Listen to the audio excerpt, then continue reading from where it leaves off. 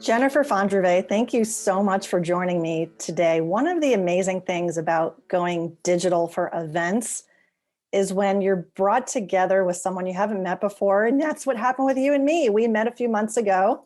We were both invited to be panelists for the M&A community. We did a panel together, and you and I just sort of clicked immediately. And I think probably, I'm guessing, for a few reasons. One is we have a shared background in C-suite marketing and corporate America. And Yep. we're both now today in the M&A ecosystem. And so that immediately kind of gave us this shared interest. One of the things that I thought was really interesting about the panel that you and I were on is how we talked about where deals can be successful and not successful. So as we enter into this conversation, just sort of setting the stage that there's a statistic out there that 80% of M&A, of mergers and acquisitions, ultimately fail. And you and I are both on a mission to reverse that trend. So welcome. Thank you. Thank you. Yeah, I know we bumped into each other virtually. We did. We did a virtual meeting that led to other things, which is great. So for me, and for you, to help with setting the stage here for the conversation, I focus on the buy and the sell side and working primarily with business owners, both through value and exit planning, transition planning, and then ultimately through the M&A transaction. And what I love about you and your background is you're optimizing the human side of the M&A transaction. And your mission is to help make the deal and the transition successful. So this crossroads, this people side of the deal, I know for me and my show, I'm excited to spotlight it today. It's something that I haven't had enough of on my show. And I think in general, and probably what you found, is that we don't talk about it enough. And I think that's maybe a great place for you to start in sharing your background of what brought you from this corporate background in C-suite marketing and advertising to writing a book about mergers and acquisitions and starting an M&A consultancy. It's interesting. I think we were drawn to it for the same reasons, even though we're working in different aspects of mergers and acquisitions. For me, that 80% failure rate, I experienced it 3 times. I went through 3 separate multi-billion-dollar acquisitions as the head of marketing at 3 separate companies. And I felt that there were so many opportunities to do it better. And after the first one, the first acquisition I went through, Nokia acquired a company where I was working as the head of B2B marketing, Navtech, digital map maker. That one is probably more well-known. It was a $9 billion deal. And I highlight that one because it was the first time I experienced an acquisition. And I'm sure you've had the same experience. The first one is like trial by fire. And I just felt there were so many opportunities for Nokia and Navtech to do better, but the culture clash, they were B2C, we were B2B. The mission and vision wasn't well laid out in a way that the workforce could get behind. And as a marketer, I just thought there's got to be a better way to do M&A. But at that point, that was my first one. And I just, thought about it. But after going through it 2 more times and having a similar experience, by the third one, I had been thinking about a book because I had a lot of leaders around me say, well, you seem to know how to navigate this. By your third one, Laurie, at that point, you're just like, well, I know the playbook. I know how this is going to play out. I've been there. I've seen it. And so it was really after that third acquisition experience, I decided to write a book. I wanted it to be a playbook, right? For both those people who were going through it, but equally for not just survivors, but practitioners, how to do it better. And it was while I was researching for the book that when I was talking to CEOs and CFOs and private equity and HR leaders, they all consistently said, well, what are you doing besides the book? And I said, well, do you know how hard it is to write a book? My only plan was to write a book. I was going to go off and be head of marketing at some other place. But it was a fair question. And from doing your own consultancy, You have to help businesses be smarter and anticipate things, and it's that third party objective perspective that can help a business owner, whether he's buying or whether she's buying or selling, because oftentimes they don't have that line of sight. They've been so deep into the business, building business, that they can't anticipate or always know what to expect with a merger or an acquisition, and all the ways to think about it. So I help advise on the people challenges, what you can expect and how that contributes to that 80% failure rate. So I love the fact that you and I started chatting, because I do think by having the perspective that we have, I think we've got a shot at making M&A more successful. Let's talk about this from both sides. I think the buy side and the sell side. So when you were sharing your experiences just a moment ago about the three different companies and entities that were acquired, you were on the acquired side, correct? For all I've been three? on all sides. On all sides. Acquired the first one. Second one, I was actually brought in as a change agent to help absorb a marketing team that had been acquired. And that's actually, Laurie, where it gave me the idea to write a book, because I knew exactly what they were thinking. I knew the questions they had even without asking me. So I had the benefit of having been on both sides. Okay. Yeah, that's good. Because I think for people, if you're listening to the show and you're in a company and you're thinking about selling, a lot of the folks that I've talked to who are owners of businesses, and let's say these are lower middle market companies, so not necessarily the $9 billion deal, Right. but it's significant deal. Every deal is significant to its owner. It might be the only and the biggest transaction they'll ever do. So it's really, Right. really important, especially what I find is if their name is on the door, because they care about that legacy and they do care about their people. They're excited for the transaction itself, right? There's a pretty hopefully a good reward on the other side of these deals monetarily, but there's the human side too. People do a lot of times they'll share with me how they're concerned. They want to take care of their people and they want the transition to go well. So in your experience, whether it was through your own experiences directly or through these conversations that you had in writing your book, let's talk about that. Did you encounter um, what did you learn from the challenges side when an integration did not go well? And maybe give us some characterization. Was it because it was a competitive environment where one competitor bought another, or was it because of other dynamics?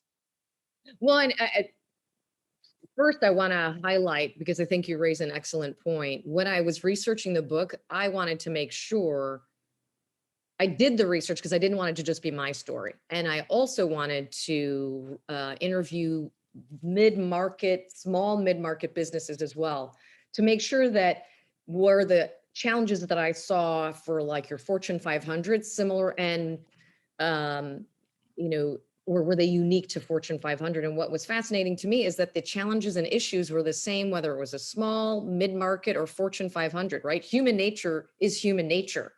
And so I'm glad you raised that point, because even though my experience was these multi-billion-dollar deals, the same challenges occurred, whether it was a smaller business, a mid-market, or multi-billion-dollar business. And what was fascinating to me, and it's why I love working in the mid-market, is the point you made about legacy. The fact that oftentimes you are working with leaders who have built this business on their own. It could be a family business, or it could be just that they have, they acquired it and have built it up. And so I really have enjoyed helping businesses at that mid-market level because of the focus on legacy and the desire to do right by their people who have built this business over time. So I think there, when I've seen things go wrong, it's I don't mean to be glib, but oftentimes it's what people say, the unexpected people problems.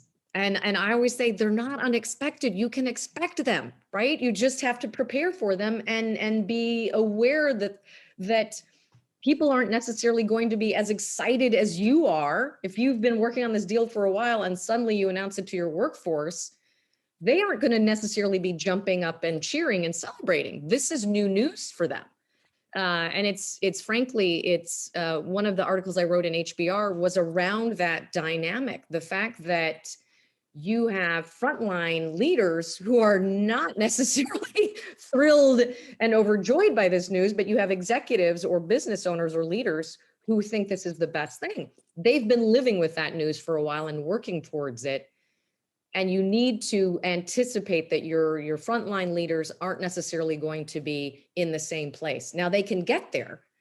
And if you've done well, if you have an advisor like you, Laurie, right, that has helped you work through and be prepared for that. But I've actually been told that I'm an M&A whisperer because I help them anticipate and see, here are the people challenges that you are going to face.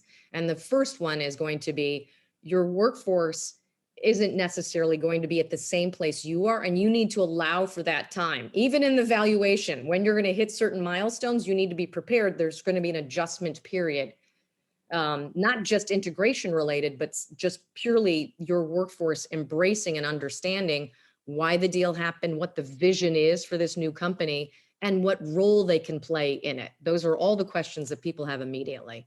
Absolutely. And I can relate also just on a personal level with my experience at a company where I was part of the executive management team that was very involved in the deal, and we were getting acquired, and it was months and months of knowing something that the team, the rest of the company, our teammates did not know.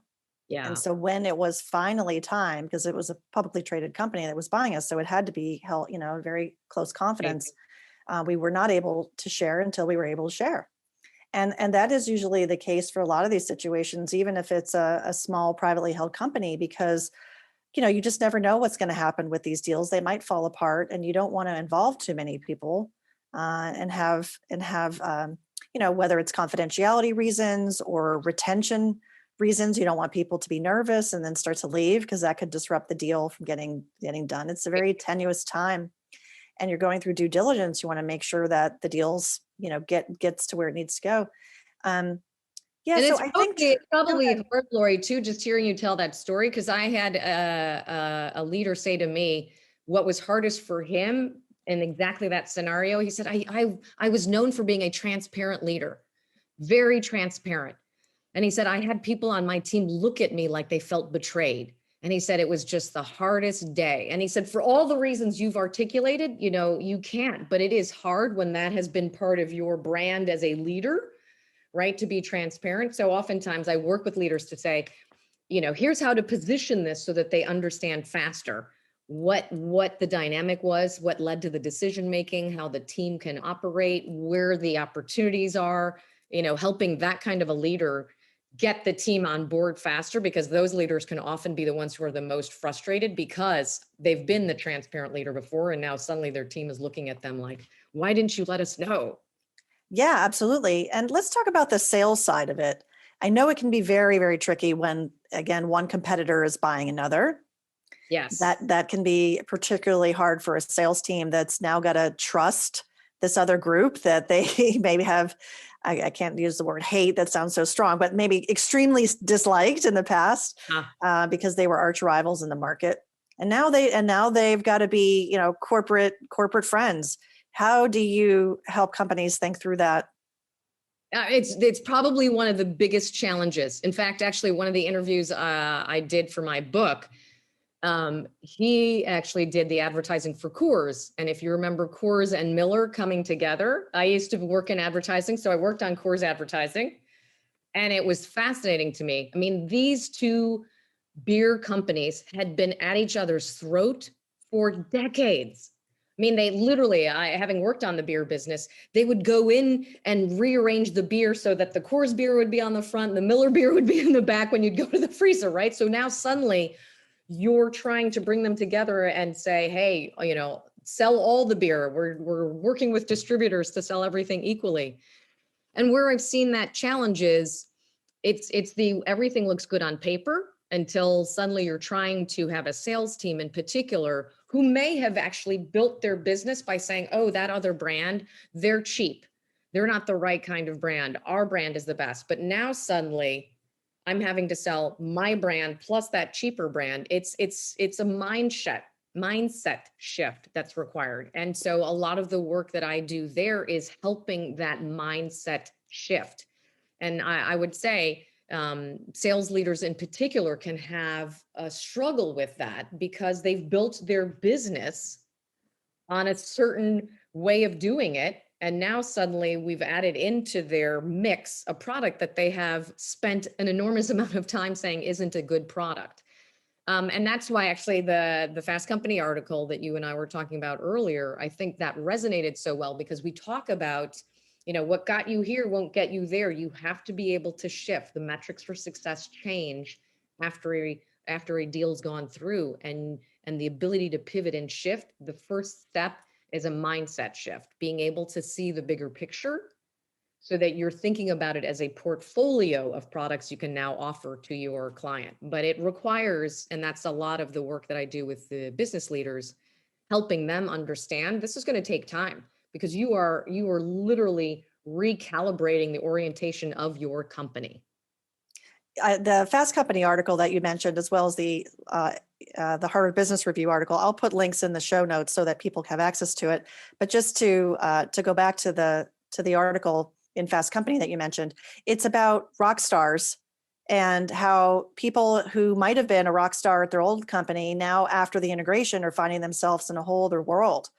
And from whether it's ego or just personality and just getting used to what the new normal is in that new environment, it is really a big change.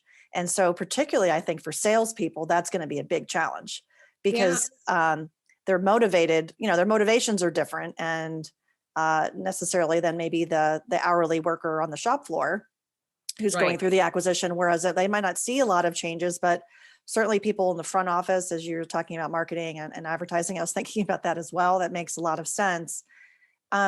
Question for you. If somebody's thinking about buying a business and they are looking at buying a legacy business, a mature company that's been around 30, 40 years, and it's part of a succession plan, and here they are, the acquirer, are you brought in typically on that side, or do you find more often that you're brought in from the company that's gotten acquired, or both sides? It's both sides. And I would love to say it's consistent, there's a certain, but it's both sides. And there's a benefit to that because frankly, and I think the work that I did for the book, I see both sides. I've been on both sides. So I understand what both are trying to achieve. And I have found that perspective allows me to be better. So if you're a buyer and you're looking to acquire a company, I can anticipate, here are the challenges that you can face. The key being, again, and I always rely on my marketing and communications background,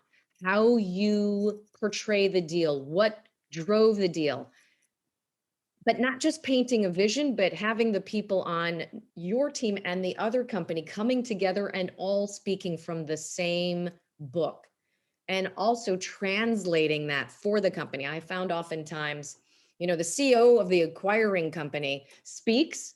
So the acquired company says, well, I still don't get it, right? You don't understand always that there's different language of companies. And if the CEO of the acquiring says, we're just so excited, can't wait to have you part of our company, if that's not translated for the acquired company, they don't understand, well, what role will we play? Are we just going to get absorbed into your company and lose half of our leadership? So a key part that I play in that regard is really helping that leadership articulate the vision in a way that the workforce across the board, both companies, understand why the deal was done, and then have a clear understanding, because the leaders of each department or team can translate that. Here's what that means for operations. Here's what that means for product. Here's what that means for marketing. Because oftentimes, and Laurie, I'm sure you've experienced this as well, if you keep it at a high level, right? If it's just this high level vision, people are thinking, well, what about my job? Am I staying with my team? What's going to happen? People want to know if their title remains the same. So, the vision has to be high level, but you need to translate it down for people to really understand where they're going and how they can contribute. Yeah, that was 100% my experience. We did, I think, a pretty good job, really solid playbook from a company that does a lot of acquisitions. So they had been through this before and they had an excellent playbook. And that's pretty much what happened is, we had to communicate the big why, but then very quickly For me as a CEO running one of the business units, it was, what does this mean for me? What does this mean for us and our group? And the questions were very much kind of coming down to that personal level. People start to absorb the big picture and then say, what's in it for me? And you're 100% right on that. And you know what's interesting? And I tend to, I truly, I don't have a gender bias, but in this regard, I've had many male CEOs, I'll say that in particular, say, this would only, I would have never thought that these would be questions that people would have. And he said, I think as a female, it's really important that you're in the conversation because women have that perspective that men don't always have. And this comes from male CEOs saying this to me, right? So I think there's a superpower in our ability to see that part of the picture that isn't always obvious, to the male gender, if you will. And this has happened repeatedly. So if it had only happened a couple of times, but it's a number of times, and it was actually a gentleman who said, you're like the M&A whisperer.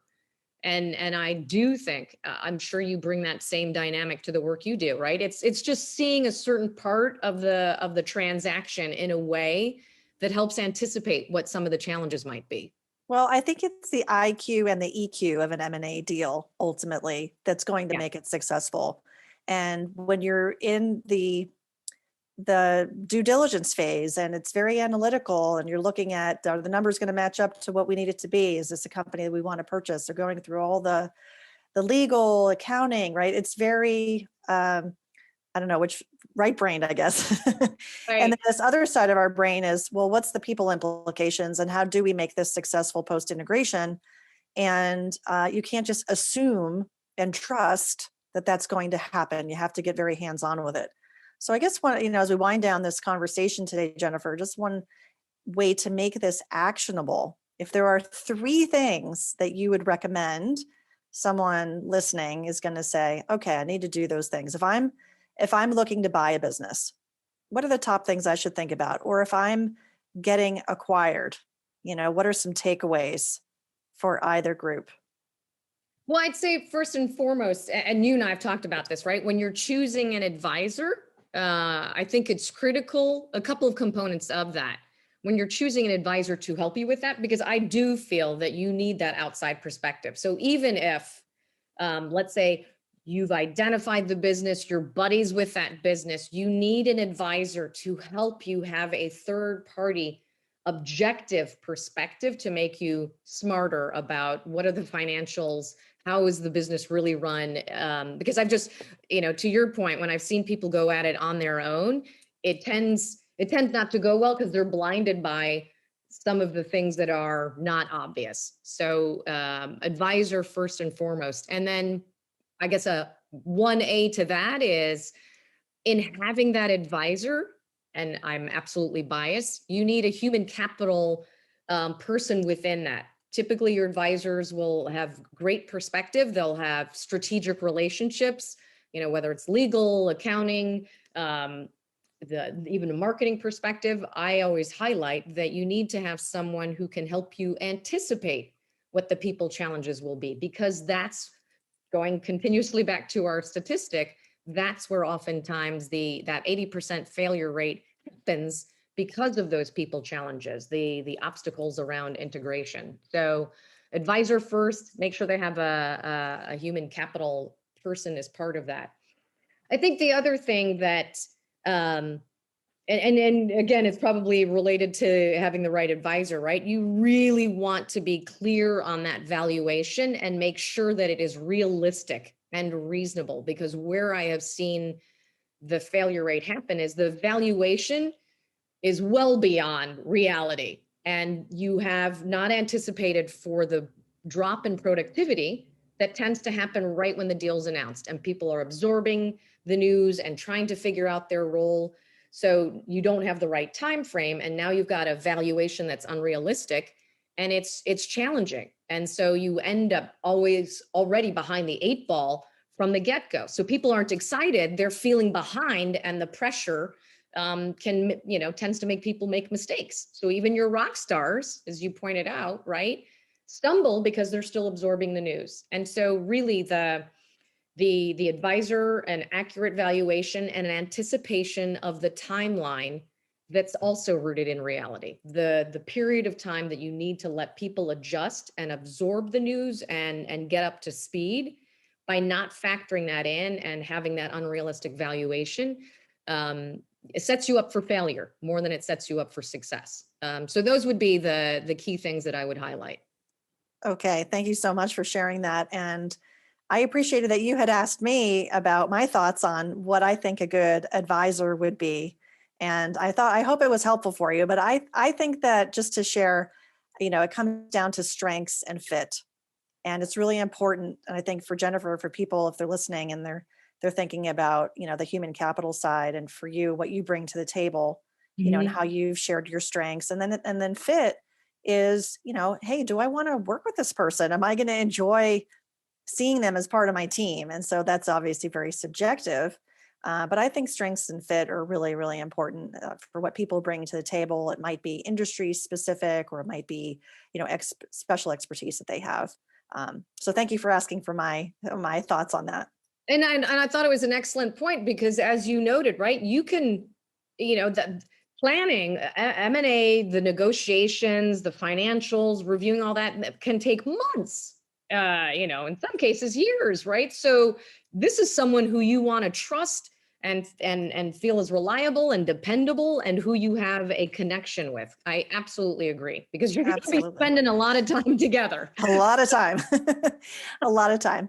So is there anything else that we didn't cover today that you wanted to share? I think the only thing that I would say, because people have asked me, well, is your book, is it a playbook? Is it a handbook? You talk about human nature as a challenge. Can you really anticipate all of that? For me, the reason I'm on this mission and do what I do is just to highlight that you have to factor in human behavior. You have to really appreciate that when people are going through change and transformation, it takes them a while to get to acceptance. And we can use the pandemic as a reference point. Think about how long it took for people to get from denial to acceptance, that this was going to be a dramatic change. It wasn't going to be over in a couple of weeks. We were all at that stage. But what was fascinating to me was to see, how it varied by person, how we got to acceptance and how we changed behavior and said, okay, I got to pivot. I got to do this is not going back to the way it was. And so I highlight that because we now have that proof point. Look at how things played out in the pandemic. When people are faced with dramatic change and are afraid, you have to anticipate it's going to take them a while to get to acceptance. And my book goes into, how do you help people get to acceptance after you've anticipated that? What are the stages that they go through? And that was the critical part for me of highlighting that aspect of change and transformation, as it relates to M&A. Yeah, absolutely. And getting to acceptance is a critical phase. So if you have a quote that you'd like to share about entrepreneurship or leadership, I would love to hear it. So it's going to sound very cliche, but I love the quote. It's attributed to Mahatma Gandhi, is be the change you want to see in the world. I more than anything, I have always felt that as a leader, you have to role model the behavior you expect of other people. If you don't role model that in every way, in word, action, and deed, 24/7, to me, that is absolutely critical as a leader. And I try and live by that, that vision that Mahatma Gandhi had. I just thought it was a brilliant take, and how all leaders really should think about their role. Jennifer, thank you so much for coming on Succession Stories with me today. If people want to follow up with you, someone listening wants to find you online, what's the best way to do that? I would say first, definitely connect with me on LinkedIn. I'm active on that platform and put out consistently a lot of content there. Or my website is a great place to see all the ways in which I work in this space. And that's jenniferjfondrevay.com. But I've through appearing on podcasts, I've really enjoyed having people connect with me on LinkedIn. It's been fun to see the different ways that people listen to a podcast and say, "Hey, want to connect with you." So would encourage that. Absolutely. Jennifer, thanks so much for being on Succession Stories today. It was great to talk to you as always. Thank you. Thanks for having me, Laurie.